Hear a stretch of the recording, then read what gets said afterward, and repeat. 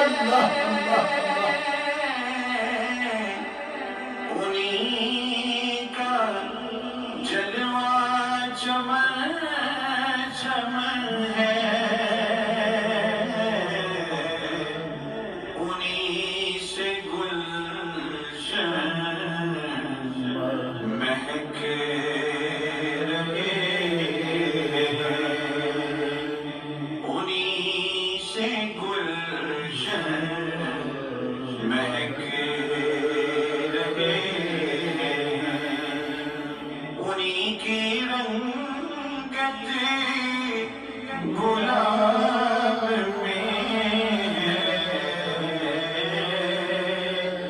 اٹھا دو پردہ دکھا دو چہرہ وہ لب ہے گلہائے نازک کے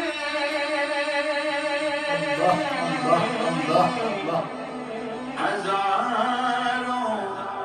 جڑتے ہیں پھول جن سے وہ لب ہے گلہائے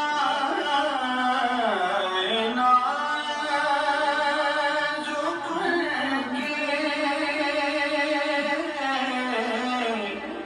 ہزاروں جڑتے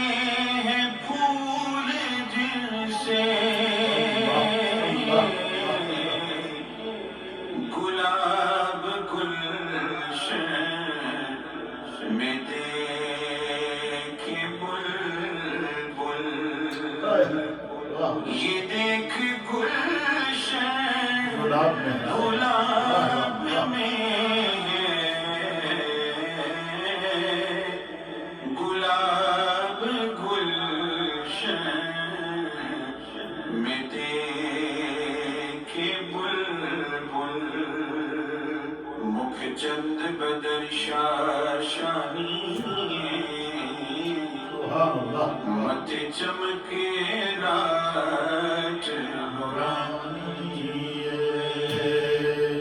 کالی زلف تیک مستانی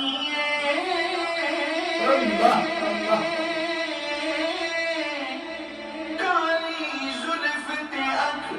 مستانی مخمور اکھیں مدبریاں گلاب گلشن میں دیکھ بلبل اس صورت نو میں جانا کھا کے جانے جانا کھا سچ آنکھا تیرا بدل میں شانا کھا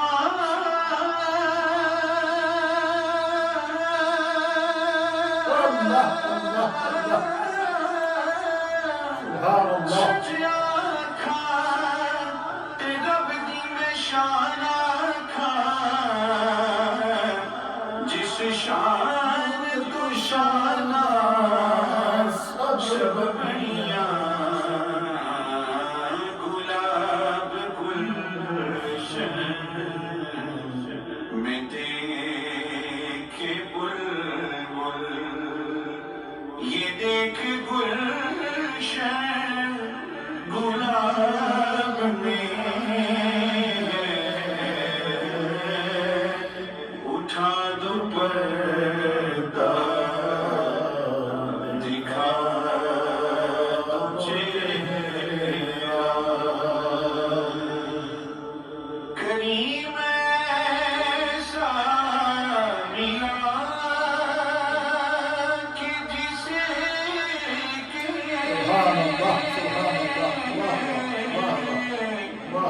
کھلے ہیں ہاتھ اور بڑے خزانے کریم ایسا کریم ایسا کریم سبحان اللہ وبحمدہ سبحان اللہ العظیم۔ حضرات محترم امام اہل سنت مجدد دین و ملت پروانہ شمع رسالت امام احمد رضا خان محدث بریلوی رحمۃ اللہ علیہ کا یہ پرسوز لکھا ہوا نعتیہ کرام جس محبت سے یہ لکھا گیا، اسی محبت اور اسی انداز اور اسی عشق میں ڈوب کر ہمارے بہت ہی پیارے ساتھی سراخواں ہیں، عالم دین ہیں، حضرت علامہ قاری محمد زاہد شریف صاحب، اللہ تعالیٰ ان کو صحت و سلامتی عطا فرمائے. بہت پیارے انداز سے پڑھا. اللہ تعالیٰ ہمیں اس کلام کو سمجھ کر اس پر عمل کی توفیق عطا فرمائے. اس میں نبی اکرم صلی اللہ تعالیٰ علیہ وسلم کے عشق و محبت کی وہ سوغات ہے کہ سرکار دو عالم صلی اللہ تعالیٰ علیہ وآلہ وسلم کو امام اہل سنت نے اس طرف اشارہ دیا ہے کہ اللہ تعالیٰ نے اپنے محبوب کو جو ان کا اصل رخ تھا وہ کسی کو دیکھنے ہی نہیں دیا. آپ کا جو روح ودوحا ہے اس کو تو خدا نے کئی نور کے پردوں میں چھپا کے رکھا ہوا ہے، اور وہ روح ودوحا ہے جب اب میرے محبوب اپنے رب کے سے ملاقات کر کے اس کے حسن مطلق میں کھوئے ہوئے تھے، اور فکان قاب قوسین او ادنا کا منظر تھا. ما زاغ البصر وما طغى کا خوبصورت منظر تھا. تو اس وقت میرے محبوب کا جو اصل روپ تھا اور دیدار تھا اپنے رب کے حسن مطلق کا، اور اللہ تعالیٰ کے حسن مطلق کے دیدار کے جو جلوے روح ودوحا کے اندر آئے تھے براہ راست. امام اہل سنت اس طرف اشارہ دیتے ہیں کہ وہ پردہ اگر اٹھ جائے تو پوری کائنات روشن ہو جائے، دل روشن ہو جائیں، دماغ روشن ہو جائیں، فکر و خیال روشن ہو جائیں. یہ امام اہل سنت کو اللہ تعالیٰ نے یہ عشق کی وہ جولانی عطا فرمائی تھی کہ جب عشق رسول میں وہ گم ہوتے تھے تو پھر جھوم کر کہتے تھے اے عشق تیرے صدقے جلنے سے چھٹے سستے، وہ آگ لگائی ہے جو آگ بجائی ہے. اللہ تعالیٰ امام اہل سنت کی تربت انور پر کروڑوں رحمتیں نازل فرمائے. قرآن حکیم فرقان مجید کی سورہ القدر 30ویں پارے کی صورت ہے. اللہ فرماتا ہے انا انزلناہ فی لیلۃ القدر. اللہ کا ارشاد ہے کہ بے شک ہم نے اس قرآن کو شب قدر میں نازل کیا. پھر فرمایا وما ادراک ما لیلۃ القدر، تمہیں کیا معلوم کہ لیلۃ القدر، تم کیا سمجھے کہ لیلۃ القدر کیا ہے. پھر خداوند قدوس خود ہی لیلۃ القدر کی فضیلت کو، اس کی عظمت کو، اس کے اجر کو بیان کرتے ہوئے فرما رہا ہے کہ لیلۃ القدر خیر من الف شہر، کہ لیلۃ القدر کا لمحہ جسے نصیب ہو جائے ایک سجدہ 1000 مہینے کے سجدوں کے برابر، ایک قیام 1000 مہینوں کے قیام کے برابر، ایک تسبیح 1000 مہینوں مسلسل تسبیحات کرنے کے برابر. فرمایا کہ اللہ تعالیٰ اس میں 1000 مہینے عبادت کرنے سے زیادہ اجر و ثواب اس رات کو اپنے بندوں کو عطا فرماتا ہے. اور اس رات کی جو دوسری فضیلت ہے وہ کیا ہے؟ اللہ فرماتا ہے تنزل الملائکۃ والروح، کہ اس رات میں اللہ کے فرشتے حضرت جبریل امین علیہ السلام کے ساتھ نازل ہوتے ہیں، اور جو ہے وہ اللہ تعالیٰ کے حکم سے نازل ہوتے ہیں. اور یہ جو رات ہے اس کی وسعت کا کیا عالم ہوتا ہے؟ سلام ہی حتی مطلع الفجر، کہ سورج کے غروب ہوتے ہی یہ جو ہے وہ اس رات کی برکتیں شروع ہوتی ہیں اور طلوع فجر تک اس کا انوار اور اس کی برکتیں رہتی ہیں. یہ لیلۃ القدر کی فضیلت ہے جس کے بارے میں اللہ تعالیٰ نے قرآن میں پوری سورت نازل فرمائی. یعنی آپ اندازہ لگائیں کہ پوری سورت کے اندر یہ سورۃ القدر ہے اور اس کی 5 آیات ہیں. ان 5 آیات میں اللہ تعالیٰ صرف اور صرف سورۃ القدر کی فضیلت بیان کر رہا ہے. اور صرف یہی نہیں بلکہ مفسرین اکرام نے لکھا ہے، اکثر مفسرین کی اس کے اوپر رائے ہے اور انہوں نے اس کے شان نزول میں لکھا ہے. اسی طریقے سے علامہ واقفی نے کہا ہے کہ یہ سورۃ القدر یہ وہ پہلی سورت ہے جو اللہ تعالیٰ نے مدینہ طیبہ میں سب سے پہلے نازل فرمائی تھی. یعنی حضور علیہ السلام جب مدینہ طیبہ پہنچے تو آپ مدینہ طیبہ میں اللہ تعالیٰ نے جو سب سے پہلی سورت آپ کے اوپر نازل فرمائی ہے، اور وہ پوری کی پوری سورت اللہ تعالیٰ نے بیک وقت اگٹھی نازل فرمائی مدینہ طیبہ کے اندر. تو یہ اس کو سورہ قدر کو اللہ تعالیٰ نے نازل کیا. اور بعض کے نزدیک یہ مکی صورت ہے، اور بعض نے یہ بھی کہا ہے کہ یہ مکی اور مدنی دونوں صورتوں دونوں کے فیوزات اس کے اندر پائے جاتے ہیں. اس صورت کو یعنی قرآن مجید شب اللہ فرماتا ہے کہ انا انزلناہ فی لیلۃ القدر، کہ ہم نے اس قرآن کو لیلۃ القدر میں نازل کیا. تو مفسرین نے لکھا ہے، امام فخر الدین رازی رحمۃ اللہ علیہ نے تفسیر کبیر کے اندر، کہ یہ پورے کا پورا قرآن اللہ تعالیٰ نے لیلۃ القدر کو لوح محفوظ سے آسمان دنیا پر اتارا، اور پھر وہاں سے آگے 23 سال کے عرصے میں تھوڑا تھوڑا کر کے قرآن کریم احکامات کے تحت اللہ تعالیٰ اپنی قدرت کے تحت جو ہے جبریل علیہ السلام کے ذریعے نازل کرتا رہا، لیکن پورے کا پورا قرآن لوح محفوظ سے آسمان دنیا پر جو نازل ہوا وہ اللہ تعالیٰ نے لیلۃ القدر کو نازل کیا۔ اور لیلۃ القدر کی بہت بڑی فضیلت ہے، اور اس سورت کا شان نزول کیا ہے اس کے بارے میں مفسرین نے بڑی ایمان افروز باتیں لکھی ہیں۔ علامہ واحدی نے حضرت مجاہد سے روایت کیا ہے، فرماتے ہیں کہ نبی اکرم صلی اللہ تعالیٰ علیہ وسلم نے فرمایا کہ بنی اسرائیل کا ایک شخص تھا جو 1000 سال تک ہتھیار اٹھائے مسلح رہا، اللہ کے راستے میں جہاد کرتا رہا، اور 1000 سال تک دن رات وہ خدا کے راستے میں جہاد کرتا رہا۔ تو حضور علیہ السلام نے جب اس کی فضیلت کو بیان فرمایا تو صحابہ اکرام کو تعجب ہوا کہ ایسے بھی لوگ دنیا میں گزرے ہیں کہ جن کا کوئی لمحہ ایسا نہیں تھا جو خدا کی یاد کے بغیر گزرا ہو۔ ہم لوگوں کی تو تھوڑی تھوڑی عمریں ہوتی ہیں، تو ہم ان عظیم لوگوں کے اجر کو کیسے پا سکتے ہیں؟ تو فرمایا کہ امام واحدی کہتے ہیں کہ پھر جب صحابہ اکرام کے اندر تجسس پیدا ہوا تو اللہ تعالیٰ نے یہ صورت نازل فرمائی۔ پھر اسی طریقے سے قرآن حکیم فرقان مجید کے اندر امام فخر الدین رازی رحمۃ اللہ علیہ نے نقل فرمایا ہے، آپ فرماتے ہیں کہ حضرت شمسون یا شمعون، یہ شمسون بھی بعد میں لکھا ہے نام، اور بعد میں لکھا ہے شمعون علیہ السلام، یہ اللہ کے ایک بہت برگزیدہ نبی گزرے ہیں۔ نبی اللہ تعالیٰ نے زمین کے اوپر کم و بیش 1.25 لاکھ انبیاء اور مرسلین کو بھیجا، کم و بیش 1.25 لاکھ انبیاء اس دنیا کے اوپر آئے اور اللہ کے دین کی انہوں نے تبلیغ کی۔ تو اللہ کے ان نبیوں میں سے ایک نبی تھے جن کا نام تھا حضرت شمعون علیہ السلام۔ ان کے بارے میں لکھا ہے کہ جنہوں نے اللہ تعالیٰ کے دین کی سربلندی کے لیے 1000 ماہ تک جہاد کیا اللہ کے راستے میں۔ پھر انہوں نے فرمایا کہ اس عرصے کے اندر امام فخر الدین رازی کہتے ہیں کہ انہوں نے 1000 ماہ تک مسلسل جہاد کیا، اور اسی کیفیت میں وہ نمازیں پڑھتے رہے، اسی کیفیت میں اللہ کی عبادت کرتے رہے، لیکن 1000 سال تک انہوں نے تلوار، تیر اور زرہ کو اپنے بدن سے نہیں اتارا، اور وہ خدا کے لیے اپنے آپ کو وقف کیا ہوا تھا، اور ان کے ساتھ اللہ تعالیٰ کی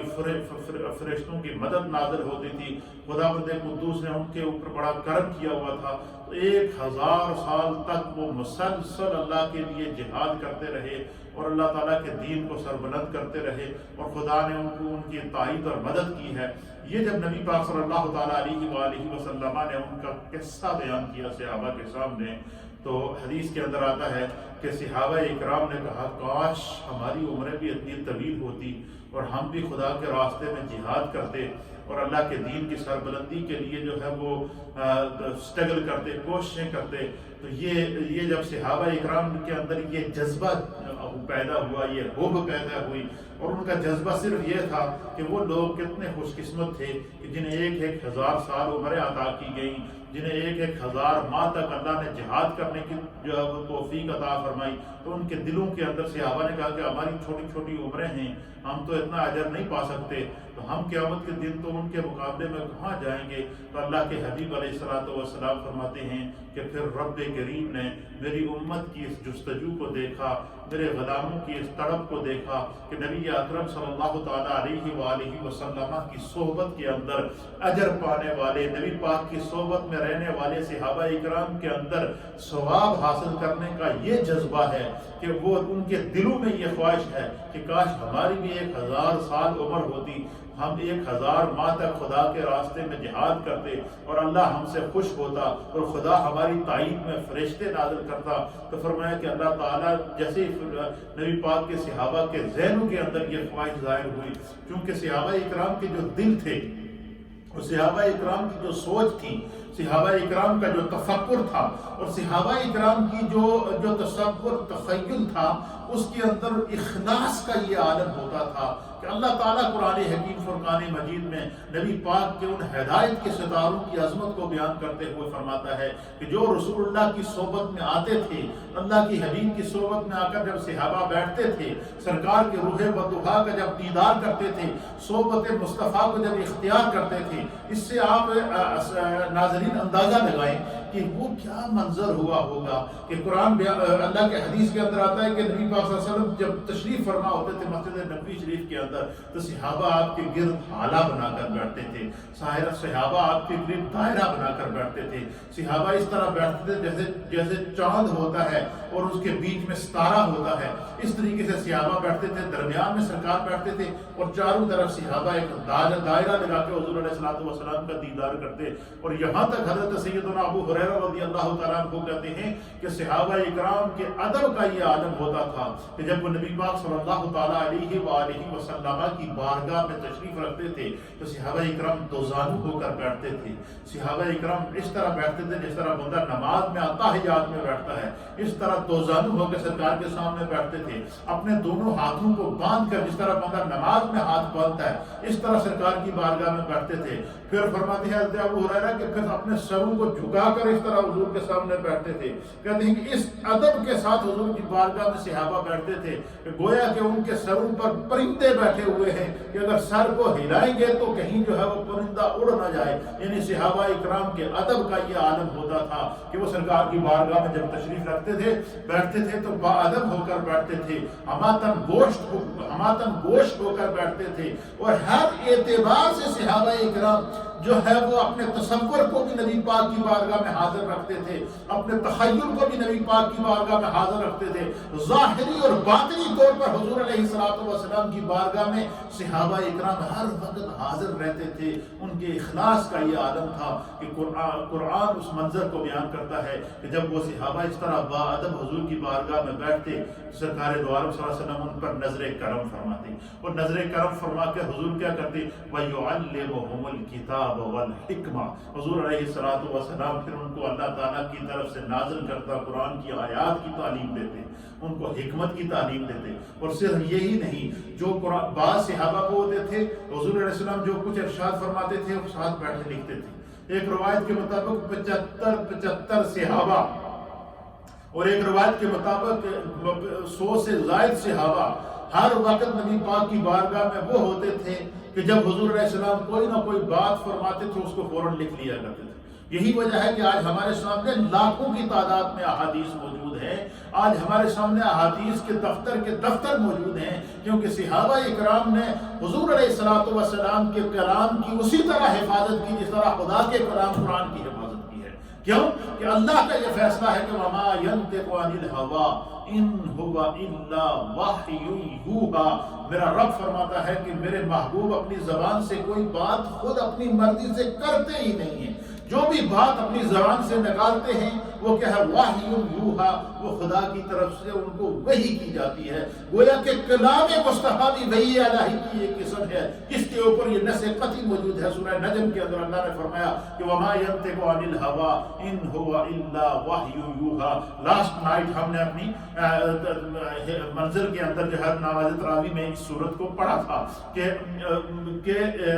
اللہ فرماتا ہے کہ میرا محبوب اپنی زبان سے اپنی مرضی سے نہیں بولتا، وہ خدا کی مرضی سے بولتا ہے، جو کچھ وہ بولتا ہے خدا چاہتا ہے کہ میرا محبوب یہ الفاظ اپنی زبان سے نکالے۔ تو حضور علیہ السلام صحابہ کی مجلس لگی ہے، صحابہ اکرام ہدایت کے ستارے نبی پاک کی بارگاہ میں بیٹھے ہیں، تو اللہ فرماتا ہے کہ حضور کیا کرتے تھے؟ یعلمہم الکتاب، حضور ان کو تعلیم دیتے، حکمت کی تعلیم دیتے، کتاب کی، وَيُزَكِّيهِمْ کا معنی ہے کہ حضور علیہ السلام صحابہ کو اندر اور باہر سے پاک کر دیتے تھے، اب باطن صحابہ کا پاک ہو جاتا تھا، اور وہ یزکیہم کا معنی ہے کہ جس طرح ظاہری طور پر انسان نظر آتا ہے اسی طرح اس کا باطن بھی ہوتا ہے۔ اور حضور علیہ السلام نے صحابہ کی اس طرح تربیت کی کہ ان کی سوچ کو بھی پاک کر دیا، ان کے خیال کو بھی پاک کر دیا، ان کے باطن کو بھی پاک کر دیا، ان کے نفس کو بھی پاک کر دیا، ان کے تقوی کو بھی پاک کر دیا، ان کے نور کو بھی پاک کر لیا، اور اس طرح پاک کر دیا کہ ان کے سامنے سے حجابات ہٹ گئے۔ فاروق اعظم رضی اللہ تعالیٰ عنہ میرے مصطفیٰ کی درسگاہ سے تربیت پانے والے فاروق اعظم بیٹھے مسجد نبوی کے ممبر پر ہیں، اور جب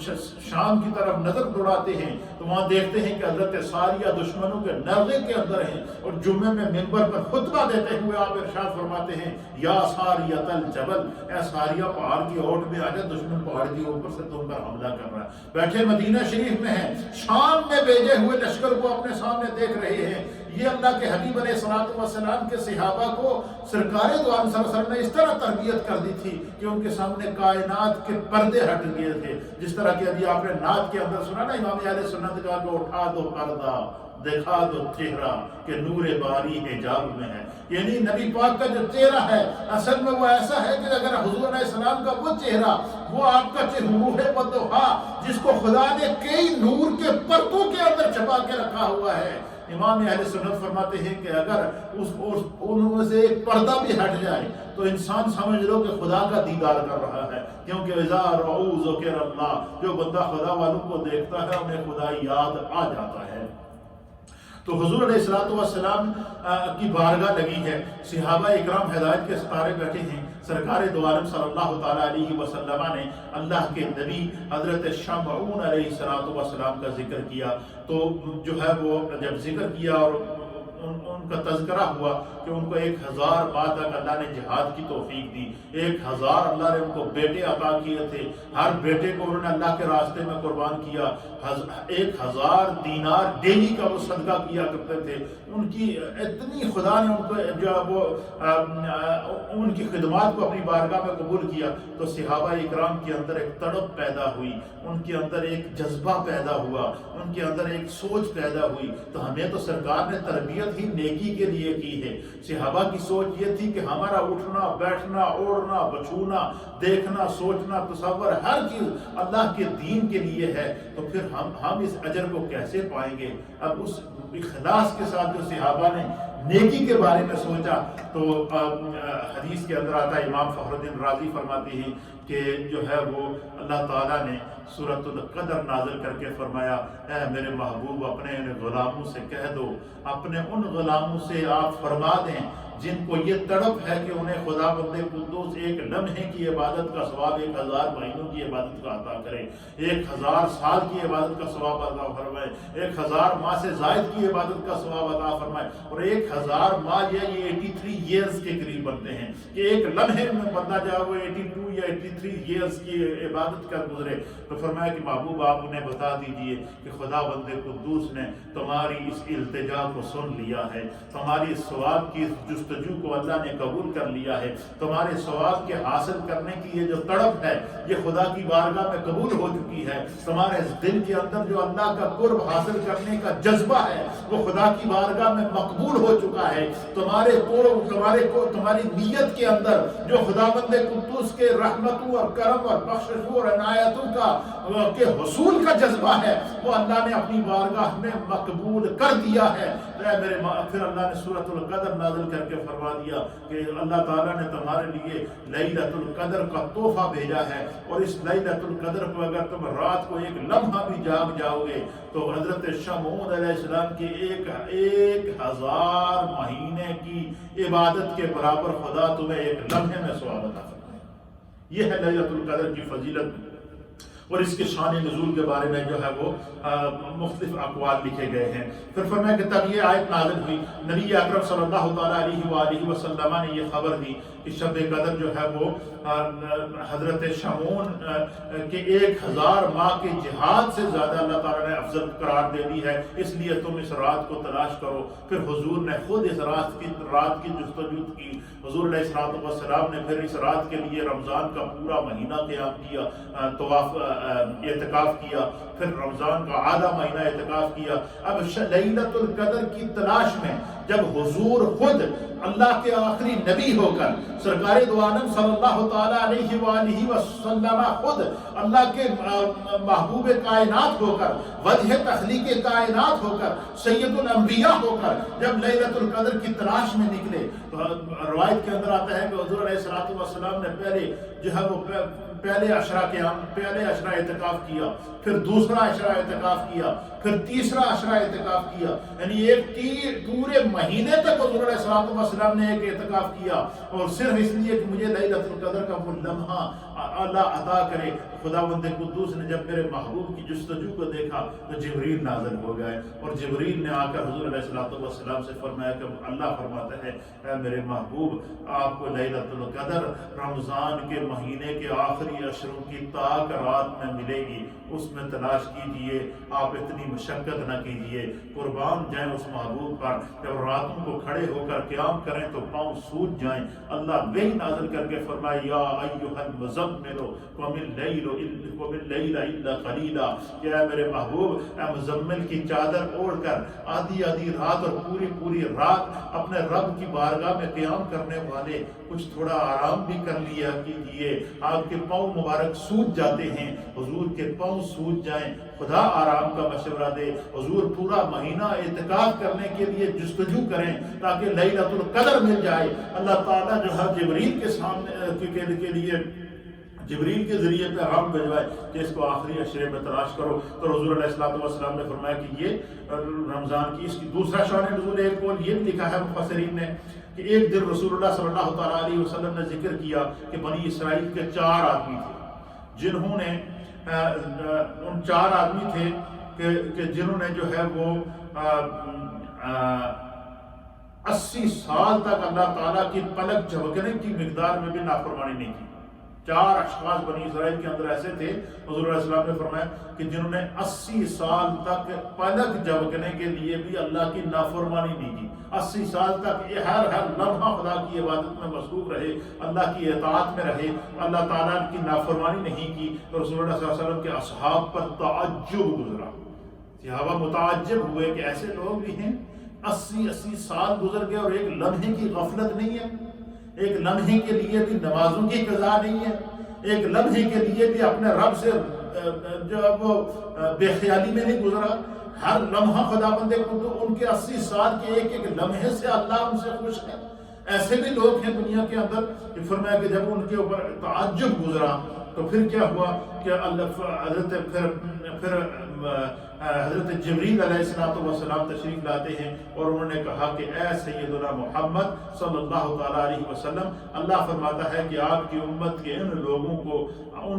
80 سال سے افضل چیز شب قدر کا تحفہ رب کی بارگاہ میں آپ کے وسیلے سے عطا کیا جاتا ہے۔ یہ جو لیلۃ القدر ہے یہ خدا کی طرف سے تحفہ ہے، اور مصطفیٰ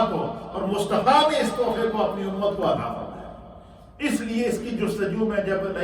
جب رمضان کا مہینہ آتا ہے تو معتکفین آخری عشرے میں اعتکاف کرتے ہیں۔ حضور علیہ السلام کی جب تک زندگی رہی سرکار دو عالم صلی اللہ علیہ وسلم نے اعتکاف کیا۔ میں اس موقع پر یہ بھی کہنا چاہتا ہوں کہ ضروری نہیں کہ ہر بندہ اعتکاف کرے۔ ظاہر ہے دنیا کے معاملات ہیں، یہ دنیا دار الاسباب ہے، ہر بندہ کوئی محنت کرتا ہے، مزدوری کرتا ہے، مسائل ہیں، بچے ہیں، دنیا کے جھمیلے ہیں، لیکن حضور علیہ السلام نے اشارہ تو دے دیا نا کہ یہ آخری عشرے کے اندر تلاش کرو، آخری عشرے کی تاک راتوں میں تلاش کرو۔ تو کم از کم ہمیں اس نیت کے ساتھ رمضان کے اس آخری عشرے کی ہر رات، ضروری نہیں کہ تاک رات ہو، ہر رات کو ہمیں آخری عشرے کی 21ویں شب کو، 22ویں شب کو، 23ویں شب کو، 24ویں شب کو، 25ویں شب کو، 26ویں شب کو، 27ویں شب کو، 28ویں شب کو، 29ویں شب کو،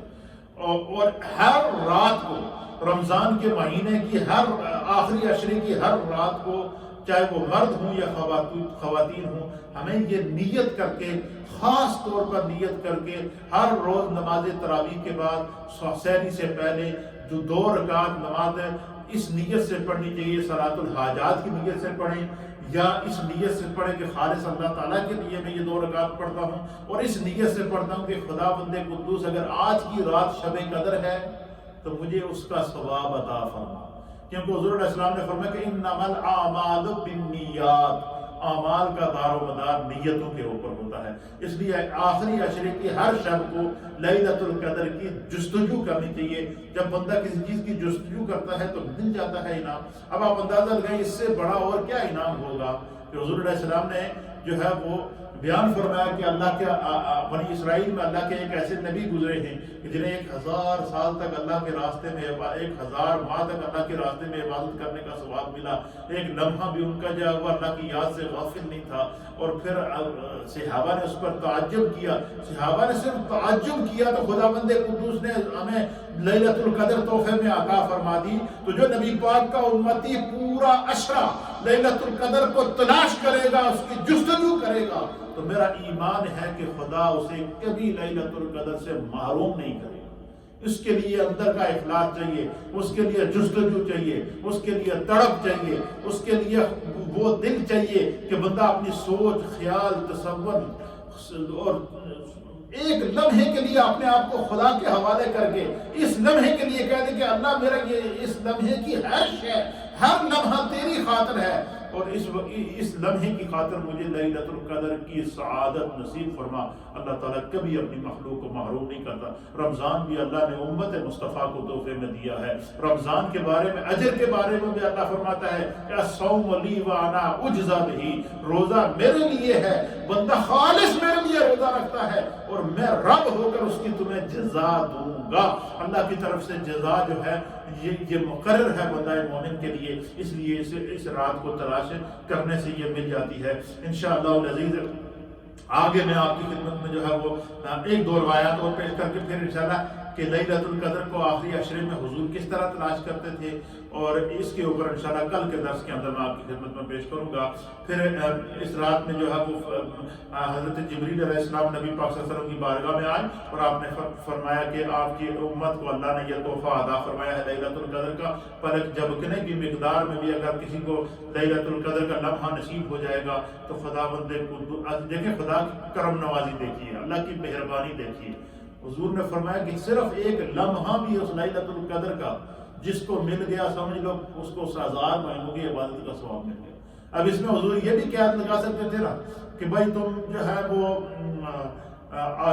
اس آخری عشرے کی تاک راتوں میں پوری رات بیٹھے رہو، تم باہر نہیں جا سکتے، تم کہیں آگے پیچھے نہیں جا سکتے، صرف اس رات کو، ان راتوں کو تم لیلۃ القدر تلاش کرو۔ فرمایا وہ بس ایک دفعہ دل سے ان راتوں میں اپنے رب کی طرف متوجہ تو ہو جاؤ، وہ دلوں کو دیکھتا ہے۔ اللہ فرماتا ہے نا کہ خداوند قدوس کو تمہاری قربانیوں میں تمہارے جانوروں کا گوشت نہیں چاہیے، اللہ گوشت نہیں کھاتا، وہ تو تمہارے جذبے کو دیکھتا ہے، تمہارے اخلاص کو دیکھتا ہے، تمہارے دل کی تڑپ کو دیکھتا ہے، تمہاری سوچوں سے بھی زیادہ قریب ہے۔ اس لیے اپنے دل کو، اپنی نگاہ کو، اپنی سوچ کو، اپنے تصور کو، اپنے تخیل کو، اپنے خیال کو، اپنے فکر کو، ذہن کے اندر آنے والی سوچوں کو ایک لمحے کے لیے بھی اگر ہم اپنے رب کے لیے منتخب کر دیں گے، رب کے لیے وقف کر دیں گے، تو میرا ایمان ہے کہ لیلۃ القدر کا وہ لمحہ ہمارا ہے،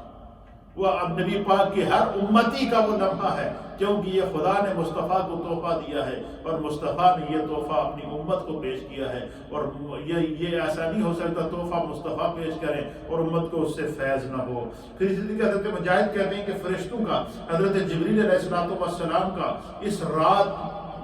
آپ پر سلام پڑھنا، یعنی حضور علیہ السلام پر آ کر فرشتے اس رات کو سلام پڑھتے ہیں، اللہ کی مخلوق سے فرشتے سلام کرتے ہیں، آپ پر تمام مخلوق پر سلام پڑھنے سے بہتر ہے۔ پھر وہ کہتے ہیں کہ پھر اسی طریقے سے حضرت دھیاک نے کہا ہے کہ اللہ تعالیٰ نے اس رات میں صرف سلامتی کو مقدر فرماتا ہے اور دوسری راتوں میں مصائب اور سلامتی دونوں نازل ہوتی ہیں۔ اللہ اکبر، یہ بات سمجھنے کی ہے کہ اس رات کے اندر اور دوسری راتوں میں فرق کیا ہے۔ فرمایا کہ لیلۃ القدر کو اللہ صرف اور صرف خیر نازل کرتا ہے، اور باقی راتوں میں جہاں پر خیر نازل ہوتی ہے، رحمت نازل ہوتی ہے، اس کے ساتھ مصیبتیں بھی آتی ہیں، پریشانیاں بھی آتی ہیں، آزمائشیں بھی آتی ہیں۔ دنیا کے اوپر جن نشیب و فراز سے ہمیں گزرنا پڑتا ہے وہ مصائب باقی راتوں کے اندر نازل ہوتے ہیں، لیکن لیلۃ القدر وہ رات ہے کہ اس رات کو صرف اور صرف خیر نازل ہوتی ہے، رحمت نازل ہوتا ہے، کرم نازل ہوتا ہے، بخشش نازل ہوتی ہے، اللہ تعالیٰ کے عطائیں نازل ہوتی ہیں، تو اس رات کو صرف اور صرف بندے کے لیے خیر ہوتی ہے۔ اس لیے ان تاک راتوں کے اندر اپنے رب سے التجا کریں کہ اللہ تو نے تو اس رات کو خیر ہی نازل کرنی ہے، تو نے اس رات کو جو ہے وہ اپنے بندوں کو عطا ہی کرنا ہے، اس رات کو تیری رحمت ہی اس انسانیت کو گھیرے گی۔ یا خدایا اپنی اس بارگاہ سے اس رات کو ایسی رحمت کی ہوا نازل فرما، ایسی شفا والی ہوا نازل فرما کہ اس وقت دنیا جو کورونا وائرس جیسے وبا میں مبتلا ہے، ابتلا میں مبتلا ہے، جکڑی ہوئی ہے، اللہ تعالیٰ اپنی رحمت کے ذریعے اس دنیا سے اس کو اٹھا لے۔ یہ لیلۃ القدر کا جو میں نے انٹروڈکشن آپ کی خدمت میں پیش کیا ہے، ایک تعارفی خاکہ آپ کی خدمت میں پیش کیا ہے، ایک اس کا ایک جو مقدمہ پیش کیا ہے، کل آپ کی خدمت میں اس کے متعلق جو احادیث ہیں جو امام بخاری نے نقل کی، میرے سامنے سے وہ بخاری شریف ہے، یہ بخاری شریف کی شرح ہے جو میرے استاد محترم محدث کبیر محدث اعظم سعید ملت حضرت علامہ غلام رسول صاحب سعیدی رحمۃ اللہ تعالیٰ علیہ، اللہ تعالیٰ ان کی قبر پر کروڑوں رحمت نازل فرمائے، انہوں نے اس کو لکھا ہے۔ اور بخاری شریف کے اندر امام بخاری رحمۃ اللہ علیہ نے جو ہے وہ لیلۃ القدر کی فضیلت میں پورا ایک کتاب پوری جو ہے وہ لیلۃ القدر کی فضیلت میں اس میں کئی احادیث لے کر آئے، پھر اس کے آگے بہت سارے شروحات ہیں، تو انشاءاللہ کل کے درس کے اندر میں آپ کے سامنے خود پیش کروں گا کہ وہ احادیث جس میں حضور علیہ السلام خود بھی لیلۃ القدر کو تلاش کرتے تھے، صحابہ کو بھی لیلۃ القدر تلاش کرنے کا حکم دیا، قیامت تک آنے والی ہر امت کو لیلۃ القدر کے لیے جستجو کی جو ہے تعلیم ارشاد فرمائی، اس پر کریں گے تاکہ اس کوشش کے صدقے میں میرا ایمان ہے کہ ضرور اللہ تعالیٰ ہمیں لیلۃ القدر کے جذبے اور اس کی عطائیں اور اس کا کرم نصیب فرمائے گا۔ خداوند قدوس ہمارا کام کوشش کرنا ہے، اور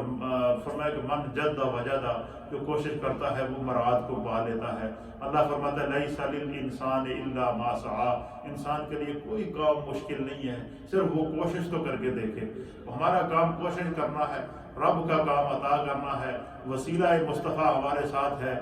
ایمان ہمارے ساتھ ہے، مصطفیٰ کریم کی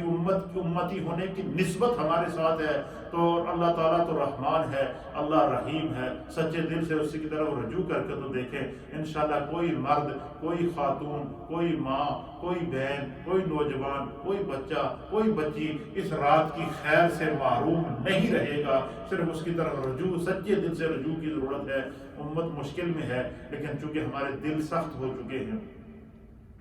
ہم نافرمانی میں اس حد تک گزر چکے ہیں، ہمارے دل سیاہ بھی ہو چکے ہیں، اور جب انسان کا دل سیاہ ہو جائے تو اس کے اوپر خیر اور شر کا اثر ختم ہو جاتا ہے، پھر اس کو توبہ کی توفیق نہیں ملتی، پھر وہ کیونکہ نافرمانیوں میں آگے بڑھ جاتا ہے۔ اس لیے ہر لمحہ خدا سے توبہ کیا کریں، دن میں 100 مرتبہ اس سے زیادہ استغفار کیا کریں، اور کثرت سے استغفار کرنے سے جس طرح بدن سے غسل کرنے سے میل دھل جاتی ہے، 5 وقت وضو کرنے سے گناہ دھل جاتے ہیں، اسی طریقے سے کثرت سے استغفار کرنے سے اللہ تعالیٰ ہمارے دلوں کو دھو دیتا ہے، اس میں تقوی کا نور آ جاتا ہے، اور جس دل میں تقوی کا نور آ جائے وہ دل مقبول بارگاہ خدا ہوتا ہے، اور جو دل مقبول بارگاہ خدا ہو وہ جب بھی ہاتھ اٹھاتے ہیں تو اللہ تعالیٰ اسی وقت دعا کو قبول کرتا ہے۔ اللہ تعالیٰ ہم سب کا حامی و ناصر ہو۔ لیلۃ القدر کے فضائل، اس کے مناقب اور اس کی جستجو، اس کے اوپر انشاءاللہ ہم دروس کو جاری رکھیں گے، کیونکہ موقع کے اوپر جو چیز تلاش کی جائے تو اس سے ذہن تازہ ہوتے ہیں۔ کئی لوگ ہوتے ہیں جن کے ذہن میں نہیں ہوتا، اس لیے میں چاہ رہا ہوں کہ ان دنوں میں خاص طور پر لیلۃ القدر کو تلاش کرنے کے لیے جو ہمارے اولیاء اللہ نے کوششیں کی ہیں، علماء نے کوششیں کی ہیں، ائمہ نے کوششیں کی ہیں، محدثین نے کوششیں کی ہیں، قرآن و احادیث کے اندر لیلۃ القدر کی جو فضائل بیان کیے گئے ہیں، جب ہم اس کو اس جستجو سے تلاش کریں گے تو تلاش کرنے سے تو خدا بھی مل جاتا ہے۔ تو لیلۃ القدر کیا ہے؟ وہ تو جب رب مل گیا تو رب جب ملے گا تو وہ ہر چیز ہمیں عطا کرے گا، تو ہم نے اپنا رب کو تلاش کرنا ہے، رب کا قرب حاصل کرنا ہے، رب کی رحمت میں ڈوبنا ہے، اس کے لیے اخلاص، ظاہر باطن کا اخلاص، محبت، یہ چیزیں ضروری ہیں۔ تلاوت قرآن ضروری ہے، نمازوں کی پابندی ضروری ہے، آئندہ گناہ نہ کرنے کا عہد ضروری ہے، سچی زندگی گزارنے کے لیے ارادہ ضروری ہے، سنت کے مطابق اپنی زندگی کو گزارنا، یہی وہ راستے ہیں جو ہمیں ہر مراد تک پہنچا سکتے ہیں، اور وہ مراد ہمیں قدم رسول تک پہنچائے گی۔ جو قدم رسول تک پہنچا وہ وصل رسول میں پہنچا، جو وصل رسول میں پہنچا وہ وصل خدا میں پہنچا، جو وصل خدا میں پہنچا اللہ اسے دنیا میں بھی عزتیں دے گا اور آخرت میں بھی عزتیں دے گا۔ لا الہ الا اللہ الا اللہ الا اللہ، لا الہ الا اللہ الا اللہ الا اللہ، لا الہ الا اللہ الا اللہ الا اللہ، لا الہ الا اللہ الا اللہ الا اللہ، لا الہ الا اللہ محمد رسول اللہ صلی اللہ تعالی علیہ وآلہ وسلم۔ اللہ اللہ اللہ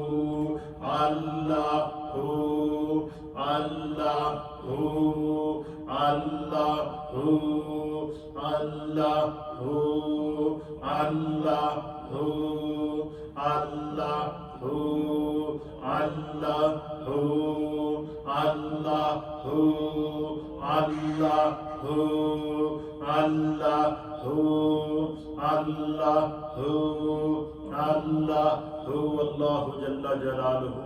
اللہ جل جلالہ۔ بہت سے احباب کی جانب سے تقریباً 3 قرآن حکیم ختم کیے گئے ہیں اور آیت کریمہ پڑھی گئی ہے اور اوراد و وظائف پڑھے گئے ہیں، دعا کے لیے کہا گیا ہے۔ آئیے نبی پاک صلی اللہ علیہ وسلم کی ساری امت کے لیے بالخصوص اور اپنے تمام مرحومین کے لیے اور بالخصوص اپنے گناہوں کو اپنے رب کے سامنے جو ہے وہ سچے استغفار کی صورت میں معافی کے طلبگار بنتے ہیں۔ اللہم صلی علی سیدنا و نبینا و مولانا محمد وعلی آل سیدنا و نبینا و مولانا محمد صلاۃ دائمۃ مقبولۃ تؤدی بها عنا حقہ العظیم۔ یا رب بالمصطفیٰ بلغ مقاصدنا واغفر لنا ما مدى یا واسع الکرمی۔ یا اللہ ان تمام کلمات طیبات کو اپنی بارگاہ میں قبول فرما۔ جتنے کلمات طیبات قرآن حکیم احباب کی جانب سے پیش کیے گئے ہیں اللہ اسے اپنی بارگاہ میں قبول فرما۔ اس کا ثواب نبی پاک صلی اللہ تعالیٰ علیہ وسلم کی بارگاہ میں پیش کرتے ہیں، قبول فرما۔ ایک قرآن حکیم ہمارے حاجی خلیل صاحب نے اعتکاف کے دوران تلاوت کیا ہے، اللہ اپنی بارگاہ میں قبول فرما، اور اس کا ثواب بالخصوص نبی اکرم صلی اللہ تعالیٰ علیہ وسلم کی بارگاہ میں پیش کرتے ہیں، قبول فرما۔ ان کے والدین کریمین اور ان کے خاندان کے تمام مرحومین کو اس کا ثواب پہنچا۔ یا اللہ نبی پاک کی پوری امت کو اس کا ثواب پیش کرتے ہیں، قبول فرما۔ یا اللہ اپنے حبیب کے صدقے یا اللہ ہم سب کے تمام مرحومین کو اس کا ثواب پہنچا۔ جن کے والدین دنیا سے پردہ فرما گئے ہیں اللہ ان کو اس کا ثواب پہنچا۔ جن کے والدین حیات ہیں اللہ ان کو اپنی عافیت، سلامتی اور پناہ عطا فرما۔ یا اللہ نبی پاک کی پوری امت کی بخشش و مغفرت فرما۔ یا رب کریم نبی پاک کے صدقے اس دنیا سے اس کرونا وائرس کی وبا کو ختم فرما۔ یا اللہ ہر ابتلا اور آزمائش سے ہمیں محفوظ فرما، اپنی اور اپنے محبوب کی سچی محبت اور اتباع نصیب فرما۔ اس دنیا سے آج دنیا پر اللہ شفا کو نازل فرما، رحمت کو نازل فرما، کرم کو نازل فرما، اپنے فضل سے اس وبا کو ختم فرما۔ اس وبا کے جو لوگ شکار ہیں اللہ ان کو شفا عطا فرما۔ جو مسلمان شہید ہو چکے ہیں اللہ ان کی بخشش اور مغفرت فرما۔ یا اللہ اپنے حبیب کے صدقے ہم پر کرم فرما، نبی پاک کے صدقے ہم پر کرم فرما۔ یا اللہ ہمارے گناہوں کو معاف فرما، ہمارے صغیرہ گناہوں کو معاف فرما، کبیرہ گناہوں کو معاف فرما۔ یا اللہ تیرے حبیب کے صحابہ نے یہ التجا کی تھی کہ اللہ ہمیں لیلۃ القدر کا تحفہ دے، تو نے انہیں تحفہ عطا کیا۔ یا اللہ ہم گناہگار ہیں، تیری بارگاہ میں تیرے حبیب کا وسیلہ پیش کرتے ہیں۔ یا اللہ نبی پاک کی پوری امت اس وقت مصائب میں گھری ہوئی ہے۔ نبی کی امت کے ہر مومن اور ہر مومنہ مرد اور ہر مومن مرد اور ہر مومنہ عورت کو اللہ لیلۃ القدر نصیب فرما۔ اللہ تمام ماؤں بہنوں، نوجوانوں، بزرگوں، بچوں کو اللہ اس رمضان میں لیلۃ القدر کی ساعتیں نصیب فرما۔ فرما۔ یا اللہ ہمارے دکھی دلوں کو لیلۃ القدر کے انوار کی رحمت سے بھر دے، یا اللہ اپنے کرم سے بھر دے، اپنی رحمت سے بھر دے۔ مقبوضہ کشمیر کے مسلمانوں کو اللہ آزادی عطا فرما، فلسطین کے مسلمانوں کو آزادی عطا فرما۔ ہزاروں کی تعداد میں مجھے میسیجز آتے ہیں ماؤں بہنوں بزرگوں کی جانب سے، نوجوانوں کی جانب سے دعاؤں کے لیے کہا گیا ہے۔ اللہ ہر ایک کو اس کی نیت کے مطابق اس دعا کو ان کے حق میں قبول فرما، جو معتکفین ہیں ان کے اعتکافوں کو قبول فرما، اپنی عافیت سلامتی اور پناہ عطا فرما۔ یہ جو ہمارے دوست برادر بھائی ہیں، بھائی افضل ہیں، اور اس کے علاوہ حاجی محمد اسلم ہیں، یہ نوجوان جو ہیں اللہ سوشل میڈیا کے ذریعے اس پیغام دین کو پوری دنیا میں پہنچانے کے لیے کوشش کرتے رہتے ہیں۔ اللہ ان کے گھر بار، رزق، روزگار، کاروبار، مال جان، عزت آبرو، اولاد میں برکتیں عطا فرما۔ جو ہم میں بیمار ہیں اللہ ان کو شفا عطا فرما، جو پریشان حال ہیں ان کی پریشانیوں کو دور فرما، جو تنگ دست ہیں ان کی تنگ دستیوں کو دور فرما، اپنی عافیت سلامتی اور پناہ عطا فرما۔ یا اللہ اس دنیا میں جس کے لیے کوئی دعا کرنے والا نہیں ہے، اے اللہ ہم اپنے دامن کو پھیلا کر ان کے لیے دعا کرتے ہیں، قبول فرما۔ جس طرح ہم اپنے والدین اور عزیز و اقارب کے لیے دعا کرتے ہیں، اللہ ہم ان نبی پاک کے امت کے ان مومنین کے لیے بھی دعا کرتے ہیں جن کے لیے آج کوئی دعا کرنے والا نہیں ہے۔ اللہ ہم پر کرم فرما، اے اللہ ہم پر فضل فرما۔ ربنا تقبل منا انك انت السميع العليم وتب علينا انك انت التواب الرحيم۔ اللهم ارحمنا فانك خير الراحمين، اللهم اشفعنا فانك خير الشافعين، اللهم افتح لنا فانك خير الفاتحين۔ ربنا تقبل منا انك انت السميع العليم وتب علينا انك انت التواب الرحيم۔ رب اغفر وارحم وانت خير الراحمين برحمتك يا رب۔